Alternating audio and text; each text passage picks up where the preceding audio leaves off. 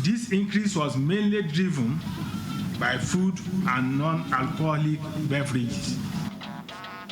Sharing news for the economy as headline inflation declines to 24.48% in January, and federal government collaborates with other stakeholders to grow MSMEs.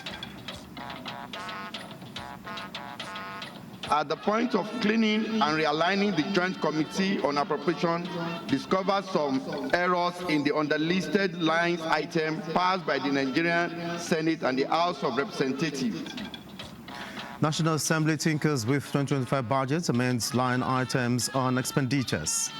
To call on our agencies and institutions responsible for investigation, prevention, and enforcement to get up and do the needful. We want to hear that somebody was prosecuted. House of Representatives decries spate of homicides in the country, calls for investigation and diligent prosecution of cases.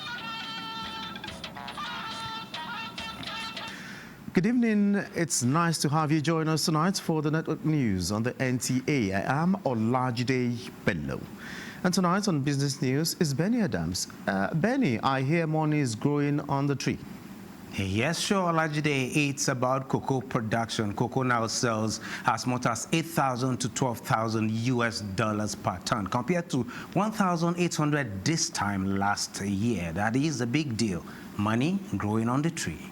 All right, Benny, we'll talk about that after the news. I'll have to invest in that too.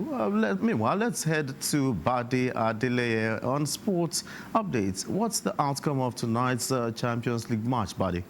Well, Olajide, the Italian giants AC Milan are out of the UEFA Champions League. 1 down, 3 more to go tonight. All right.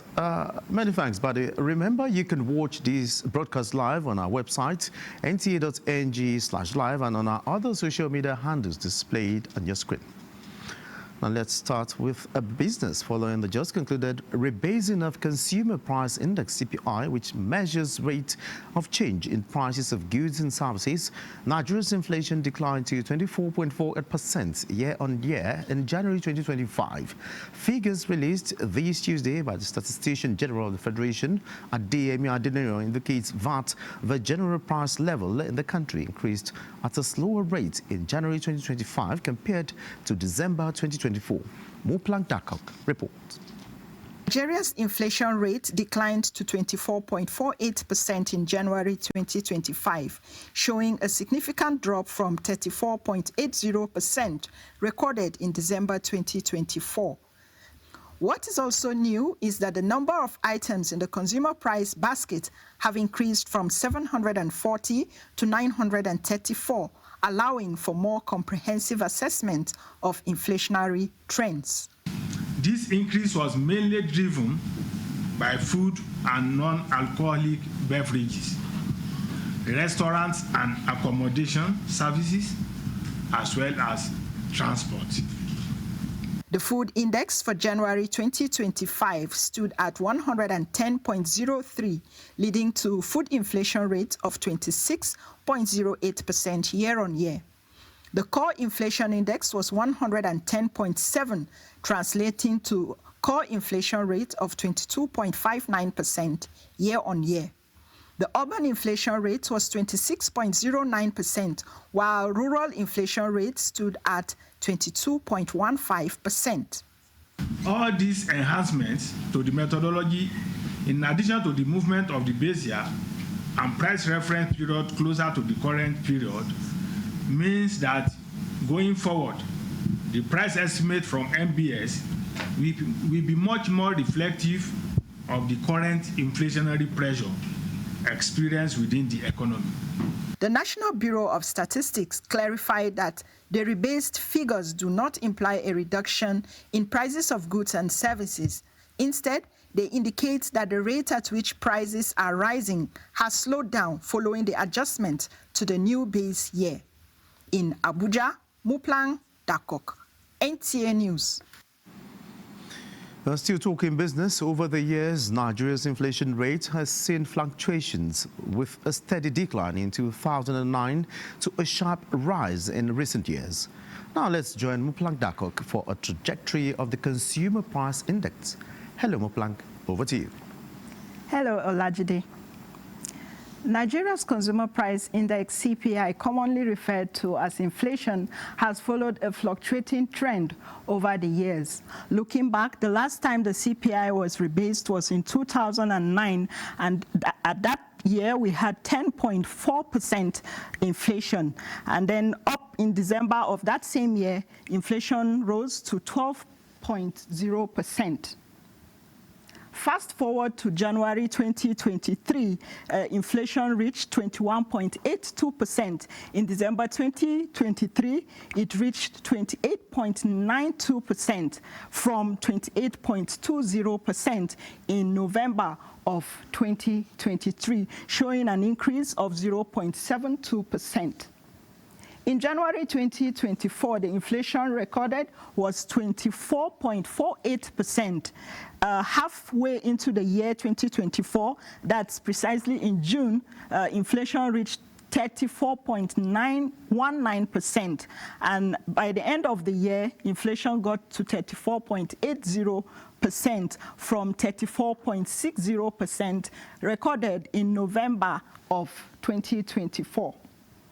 Now, with the recent rebasing of the Consumer Price Index by the National Bureau of Statistics, inflation has come down to 24.48% from a whopping 34.80% recorded in December 2024.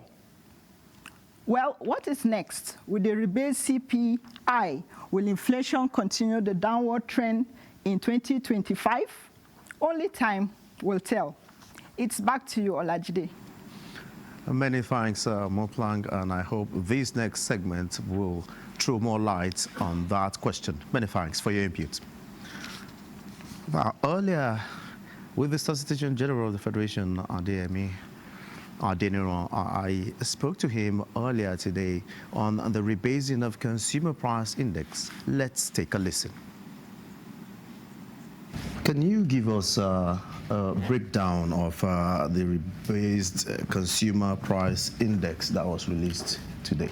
So the rebasing of Consumer Price Index is a statistical process of which we move the base year that we are using before, for which we are comparing whenever we collect prices. We move that base year from 2009 to 2024, because the last rebasing year was 2009, and since then we have been comparing our subsequent data collection on prices with that 2009. You agree with me that that's a long period of time, because we have improvement in technology, we have so many policies of government that have come in within that period, and we have advancement in our development within the economy. So in order to account for all this, that have affected the purchasing pattern, consumption pattern of households, there is need for us to change the base year to a more current year, so that we can be comparing our prices month on month, year on year, with current base year. So whatever inflation figure that we are giving now is a true reflection of the current inflationary pressure within the economy. So could you tell us about some of the items that were introduced and some that were expunged? Yeah, basically, the important item that we introduced is through the classification that we are using now, which is classification of consumption pattern of households, which we call COICOP 2018. In the previous rebasing, we are using COICOP 1999, which is very old. In that classification, we have just 12 divisions by which we classify items consumed by households. But in this new one, 2018 fashion that we are using, we have 13 divisions. The additional division there is finance and insurance. And you will see under finance, we have so many products of digital transaction that is going on in the economy now, which were not captured before. Not only that, there are also items that are not that are redundant in our basket that we are using. For instance, Nokia 3310 was there before, but nobody is purchasing that one again, so we have removed it. Black and white television was in our previous basket. We have also removed that, just to cite a few examples. So when next are we expecting another rebasing of the CPI? So the international best practice is to rebase every 5 years. But in this part of our region or in developing countries, because of resources and capital outlay that is always required, we tend to not able to meet up with that 5 years. Okay, just before I let you go, many Nigerians want to know that does this rebasing mean that the prices of goods and commodities in Nigeria have come down? No. If you notice, from November, December, the prices of some food items have already started coming down, even entering into January. So it's the rate at which those prices are coming down that is reflected in the inflation rate of 2025. But the actual price level in the market does not come down. All right, I hope you've picked one or two from my chat with the Statistician General of the Federation earlier in the day. And now over to Benny Adams to explain further on how money is growing on trees in Nigeria. Benny, do your thing. Thank you, Olajide. At a time of war tariffs, the United Kingdom government is telling Nigerian farmers to add value to their exportable agro products and enjoy tariff reduction and free duty in more than 3,000 products, including cocoa, under the UK's flagship trade initiative, the Developing Countries Trade Scheme. This is as the British International Investment and John Vance Group signed a $40.5 million deal for cocoa, from production, processing, manufacturing, and distribution of cocoa from 13,000 to 30,000 metric tons per year. John Vance to source the majority of its raw cocoa beans from local Rainforest Alliance certified farmer cooperatives, therefore directly supporting smallholder farmers. If 1 kg of cocoa is $1,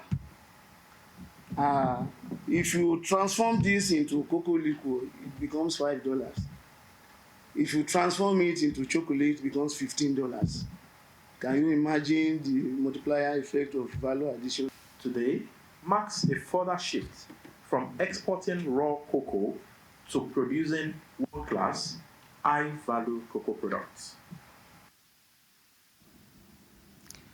And now, Minister of State Industry, Senator John Eno, says the federal government will continue to support efforts towards setting and enforcing product standards. This is as the minister embarked on inspection of laboratories and certification process for accreditation of renewable energy products. The minister urged Standards Organization of Nigeria to ensure that investors and importers in the sector adhere to standards, warning that the government will not tolerate any infractions.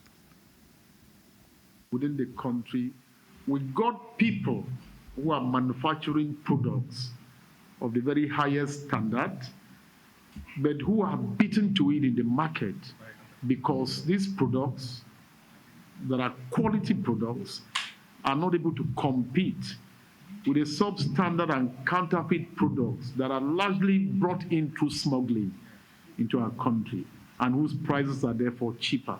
We can take this, our mobile testing laboratory. We go to the ports also to test the equipment to ensure that the equipment is in line with our standards. Well, a quick look at the market. Investors in Nigerian equities market lost 166.44 billion naira, recording 40 losers against 16 gainers, and 69 equities actually remained unchanged. Now, at the end of transaction today, just as South Africa bounces back to record 0.89% appreciation, Tunisia is up 0.47 to close at 0.47 to close at 10,387.70 basis points. Well, this is it on business. Olajide. Many thanks, Benny. And moving on. Federal government is working in collaboration with other stakeholders to be more deliberate in ensuring growth of micro, small and medium enterprises space in Nigeria. Vice President Kashim Shettima at the National Council on MSME's first meeting in 2025 set up a committee to interface with the Central Bank of Nigeria to enhance the financing of small businesses in the country. State House correspondent Abdurrahman Jibrila reports. This first meeting is to accelerate the moral burden of supporting growth in the MSME space and facilitating job creation across different sectors in Nigeria. And the council also approved a loan scheme for MSMEs known as the syndicated de-risked loan for small businesses. The scheme will be a partnership between state governments and financial institutions aimed at enhancing access to finance for MSMEs at single-digit rates across the country.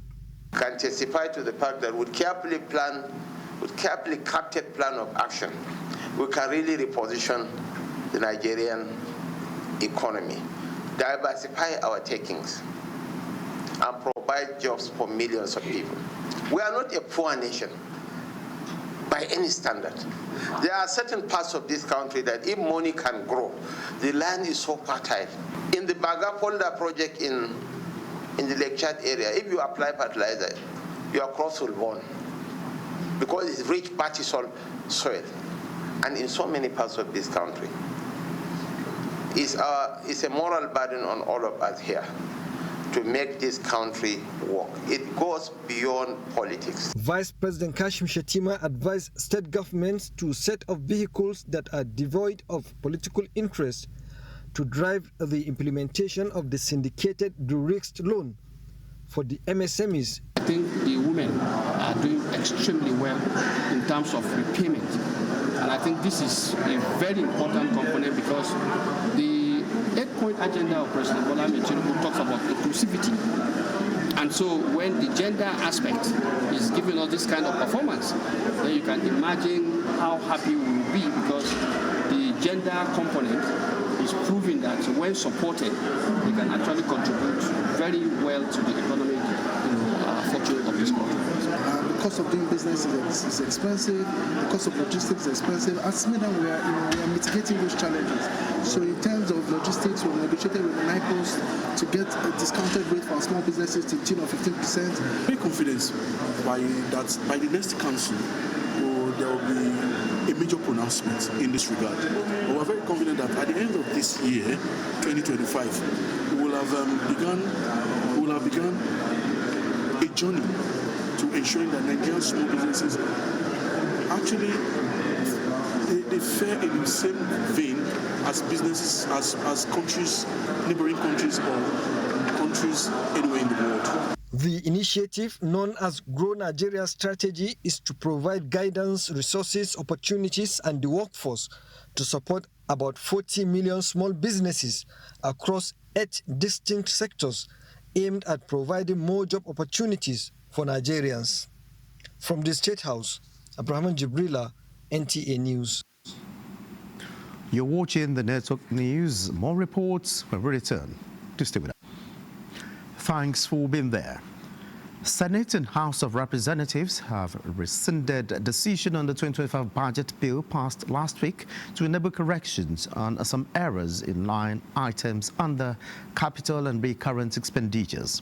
While the budget size remains at 54.9 trillion naira, the capital expenditure has been reduced by more than 500 billion naira, and the recurrent expenditure was increased by the same amount. National Assembly correspondent Lami Ali reports. At the point of cleaning and realigning, the Joint Committee on Appropriation discovered some inadvertent errors in the underlisted lines item passed by the Nigerian Senate and the House of Representatives.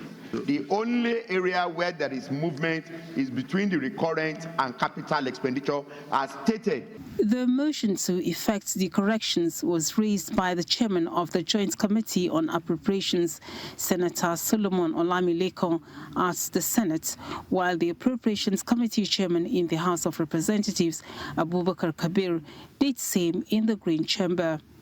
The adjustments put recurrent expenditure at 13.588 trillion naira, while the capital expenditure is 23.439 trillion naira. Third reading taken and passed. We would have taken a longer procedure for amendment if this had already been transmitted to Mr. President for assent. They are very meticulous and they've been able to discover these errors at this point. What the Appropriation Committee did was to align them so that the recurrent and the capital will go as they're supposed to be in the budget. The National Assembly on Thursday, 13 February, passed the 2025 appropriation bill in which 13.064 trillion naira was allocated for recurrence and 23.963 trillion naira went to capital. Meanwhile, Senate has passed the Association of National Accountants of Nigeria Act Amendment Bill forwarded from the House for concurrence. The bill seeks to amend the Extant Act to streamline its provisions in conformity with modern dynamics in accounting practice and procedure. Away from plenary, the Senate Committee on Capital Markets says the Investment and Securities Bill, meant to transform the investment ecosystem in Nigeria, has been transmitted to President Tinubu for assent. The committee disclosed this at a budget engagement with the Securities and Exchange Commission, during which it advised the management to adjust the proposed expenditure for 2025. Your budget is ambitious. We are glad with the revenue, but expenditure appears to be on the high side. The expenditure is way high. And compared to the revenue. You need to be very, very careful with the number of companies that you have highlighted here that are coming to the market in 2025. At the SEC now, we are an ambitious team, knowing fully well that the capital market is actually a pot of opportunities.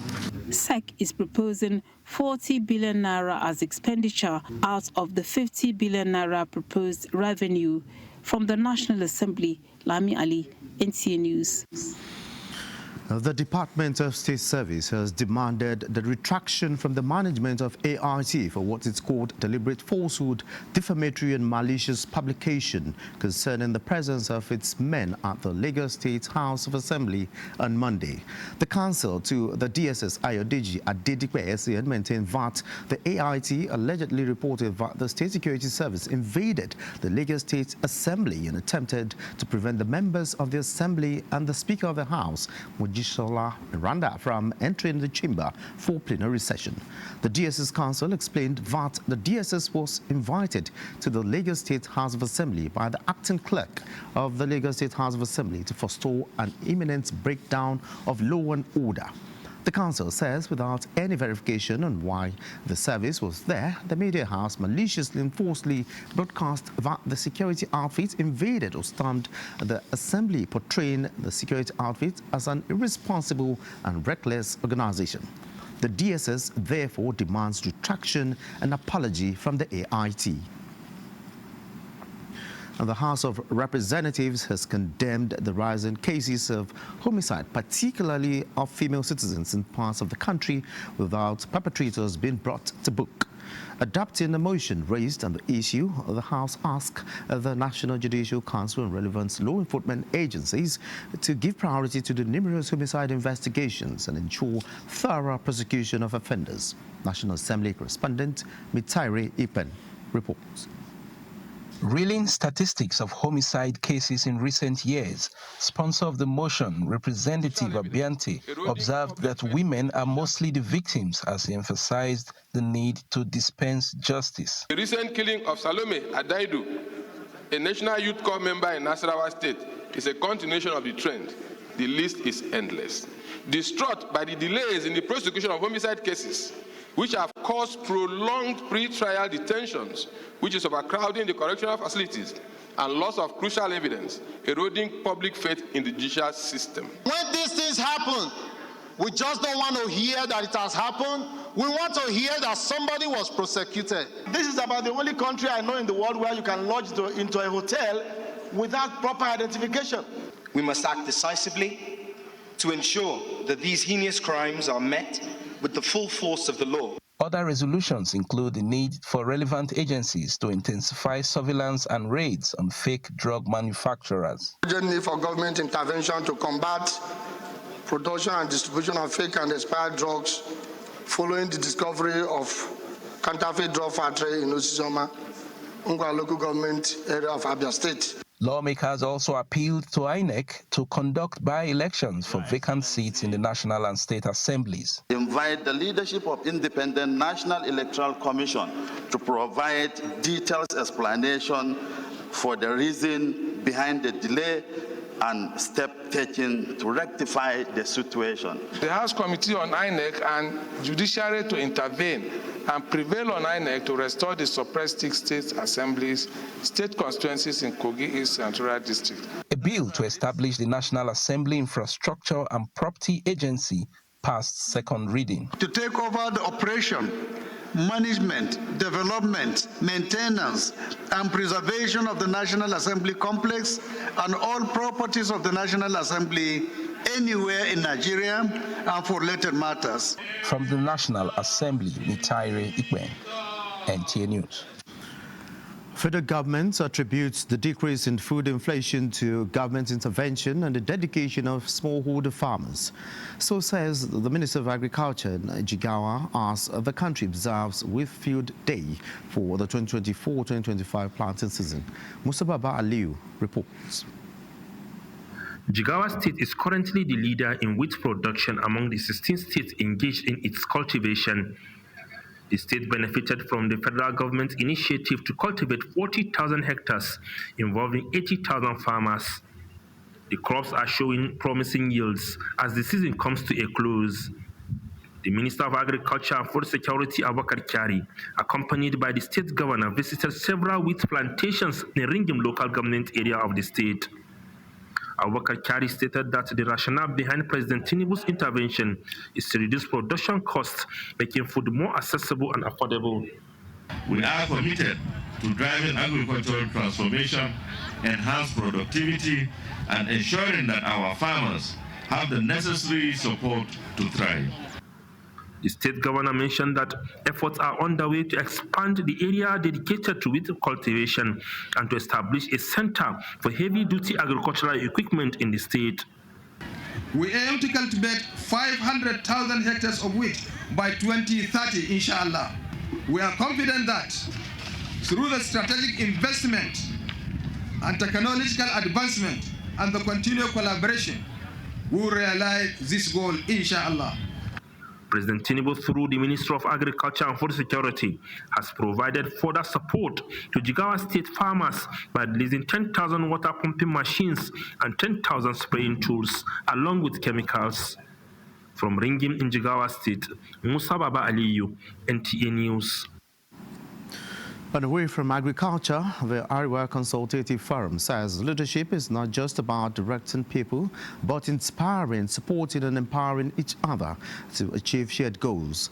This is the stand of the forum as it visits Gombe State with an objective to promoting unity among northern leaders. Nafisa Umar Garba reports.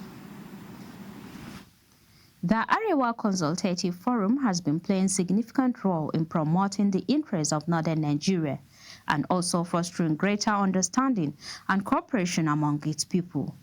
It is in this direction the forum visits Gombe State to chart the way forward on the issues of economic growth and development, security, poverty, social amenities, and infrastructural enhancement in the region. The forum interacted with Chairman Northern Governors Forum, Governor Muhammadu Inwayahia, and the Emir of Gombe, Abubakar Shehu Abubakar. It sought recognition and support in all ramifications of vibrant regional national development. It is our conviction that we need to survive within the context of Nigeria, and bearing in mind the contributions of our forefathers, guided by our governors' manner in order to achieve the positive ideas that will keep our people safe.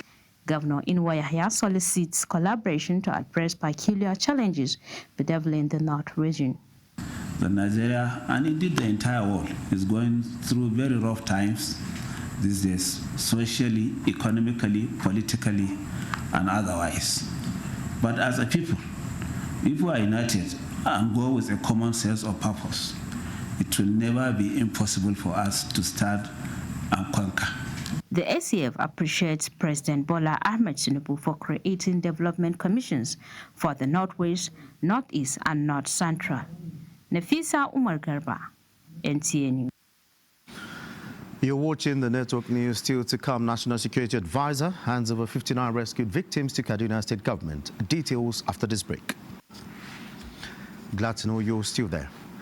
The National Security Advisor, Nur Ribadu, has described Kaduna State as one of the abused states due to banditry, but assures that things are gradually changing. Defense correspondent Ismail Musa reports that the NSA made the remark after handing over 59 rescued victims of kidnapping to the state government. It's freedom at last for these 59 kidnapped victims.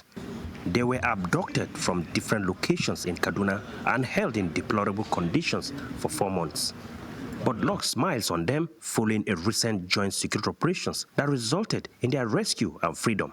It has been the case. Thousands and thousands of people have been able to secure their freedom, and they are going back. We are bringing back peace to our country. Last week, another number like that, and the governor of Kaduna, they have been exceptional. They have done extremely well as a collaboration and cooperation between the federal government and the states. Due to the pressure from our security forces, the bandits abandoned them and ran for their lives, and we were able to pick most of them from those camps, and the others found their way to the major road and to the police checkpoints. A delegation of the Kaduna State government is elated to receive the kidnapped victims. I have to sincerely commend the effort of Mr. President Bola Ahmed Tinubu on gearing attention and ensuring that security is #1 priority in the land. These captives were rescued along Abuja, Kaduna Way, specifically at Rijana. Beyond this rescue, security forces are sustaining operations against bandits and terror warlords across their strongholds. In Abuja, Ismail Musa, NTA News. And talking health, Coordinating Minister of Health and Social Welfare, Professor Muhammad Ali Pate, says President Bola Tinubu's administration places great importance on improving synergy among federal, state and local government, as well as the important roles of traditional leaders in implementing cross-cutting reform initiatives. He disclosed this during his visit to Katsina State, where he assured on the commitment to eradicating polio, expanding primary health care, and reducing maternal and child mortality in Katsina State and entirety of Nigeria. He harped on the importance of monitoring vaccination efforts, addressing non-compliance, and improving healthcare delivery at the grassroots level, highlighting that the Maternal Mortality Reduction Innovation and Initiative project has been introduced to provide essential support to vulnerable pregnant women throughout pregnancy, childbirth, and beyond. The fight against any disease, including polio variants, cannot be won by government alone. And we must say that intervention has really helped to reduce this or eradicate it completely. Through the initiative that we have to reduce maternal mortality, the MAMI initiative, Your Excellency, we want to work with your team to ensure that every pregnant woman and her child receive the support that they need through pregnancy and childbirth and beyond. Present administration has underscored the critical role played by government via the renewed Environmental Health Practices Initiative to deliver excellent environmental health practices to Nigerians. It was during a momentous celebration of dedication and progress, courtesy of the Environmental Health Council of Nigeria, ECON's maiden Environmental Health Excellence Award held at the State House. Mina Daniels reports. The maiden National Environmental Health Excellence Award 2025 was also an opportunity for the Environmental Health Council of Nigeria, ECON, to unveil the Environmental Health Practices Regulation 2024, updated to accommodate emerging environmental health trends, and launch the premises-based National Greenhouse Gases Emissions Monitoring Device.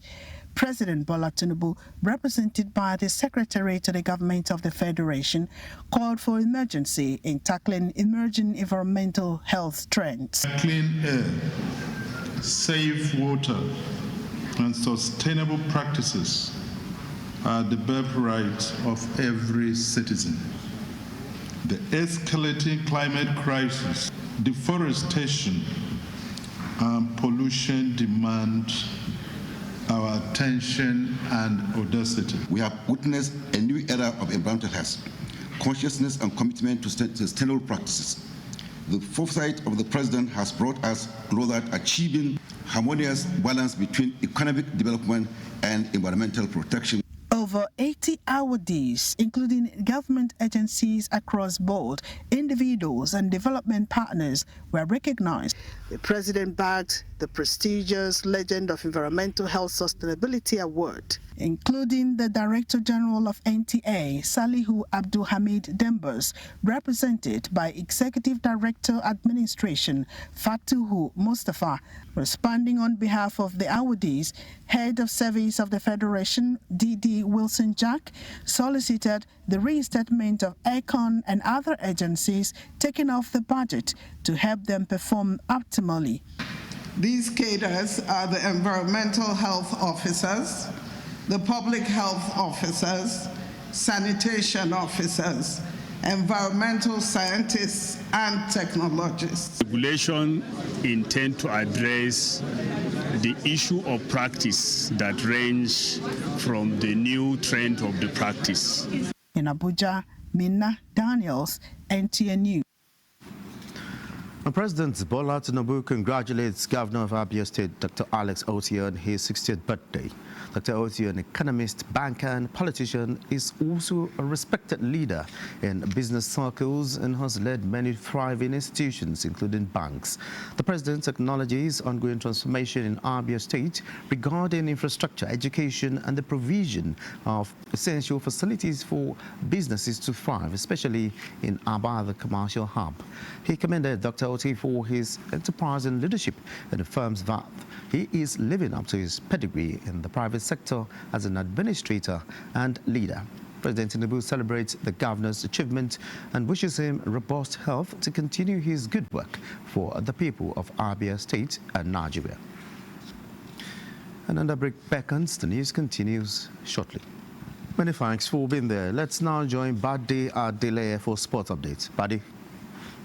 Many thanks, Olajide. Let's begin with cricket, as efforts to further develop and nurture young cricketers from schools in the FCT is gradually yielding positive results, as the FCT Department of Education, in collaboration with the FCT Cricket Association, held a one-day cricket competition for schools in Abuja. The program, which is expected to be extended to more schools in the territory, is getting the commendation of lovers of the sport who believe it is a sure way to raise world beaters for the country.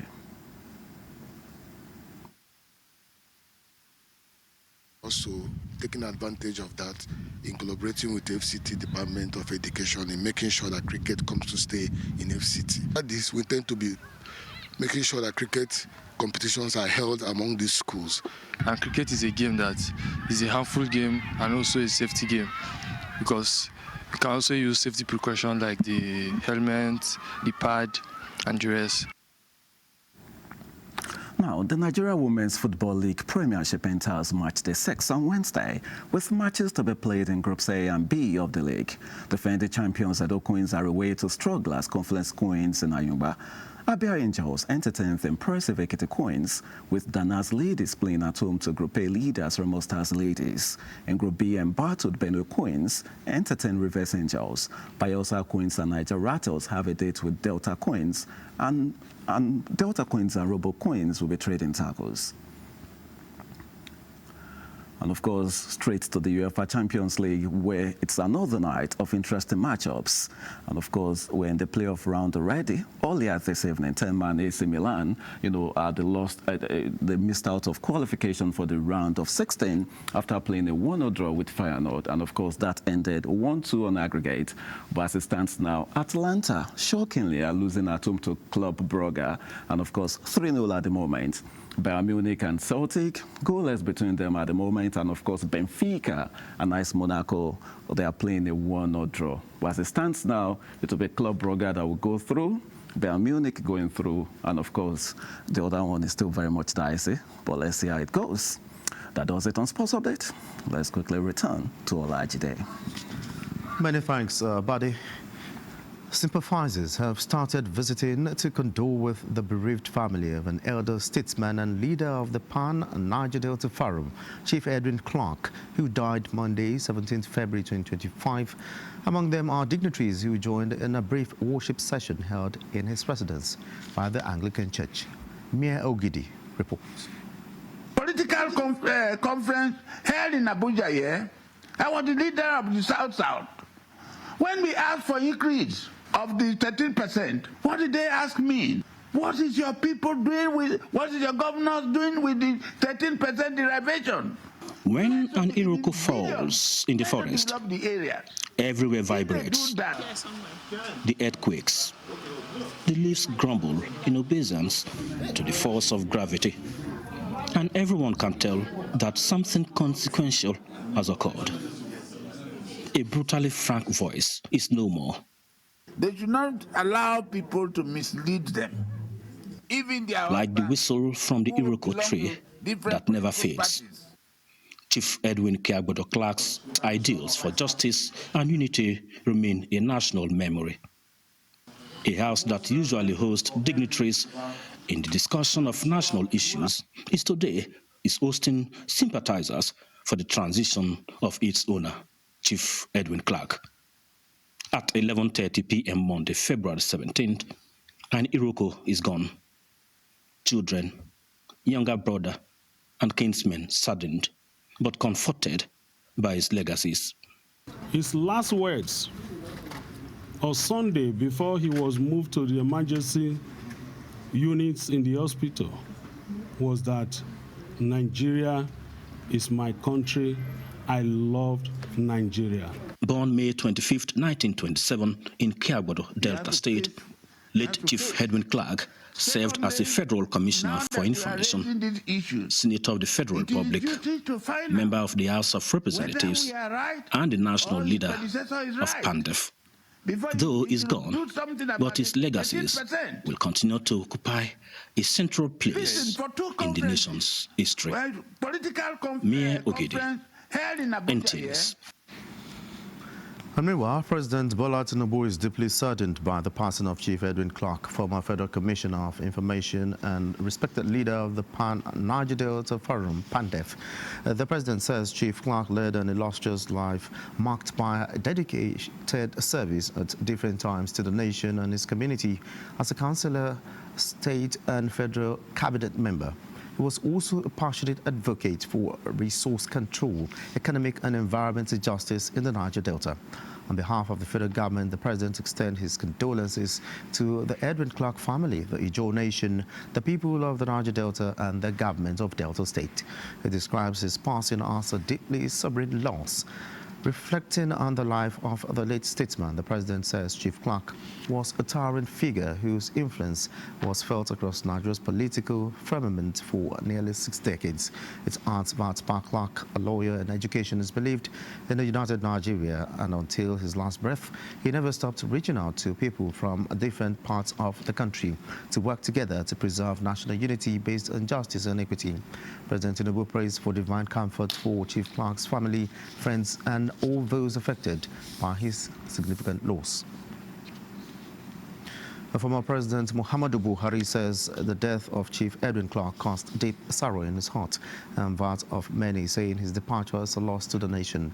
He described him as an iconic statesman, a leader dedicated to reforms and commitment to the development of his community and the nation. Similarly, President of the Senate, Godswill Akpabio, says the death of Edwin Clark is a monumental loss to Nigeria and the Niger Delta.